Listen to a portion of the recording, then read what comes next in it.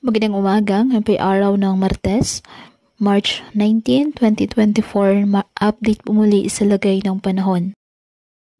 Ayon sa Pag-asa, ramdam ngayon sa malaking bahagi ng ating bansa ang malinsangang panahon.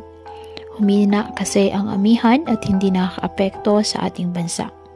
Easterlies o mainit na hangin na galing sa Pacific Ocean ang umiihip at umiiral sa halos buong bansa.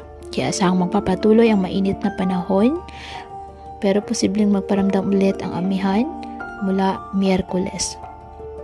Sa ngayon, wala pong bagyo o low pressure area na namamataan sa loob at labas ng ating Philippine Area of Responsibility. Ngayong araw, may tsansa po ng ulan sa Quezon at Northern Palawan. Sa hapon, posible na rin ulanin ang ilang bahagi ng Ilocos Provinces, Zambales, Bataan, Mindoro Provinces at iba pang bahagi ng Palawan.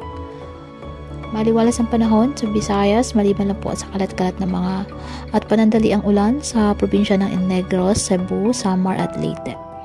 Sa Metro Manila, mainit po ang panahon. Posible naman ang mga localized thunderstorms sa hapon o gabi. Kaya patuloy pa rin po natin na pinag-iingat ang ating mga kababayan sa banta pa rin po ng mga pagbaha o pagguho ng lupa, lalo na kapag may malalakas na mga pag-ulan na pwedeng dulot ng mga thunderstorms. At ugaliin po na magdala palagi ng payong o kahit anumang pananggas sa ulan o di kayo nang po ay sa init ng araw kapag lalabas ng ating mga tahanan. At yan po muna ang update sa lagay ng panahon ngayong araw. Muli patuloy po tayo na mag-ingat at palaging tandaan, God loves you. Stay safe and God bless.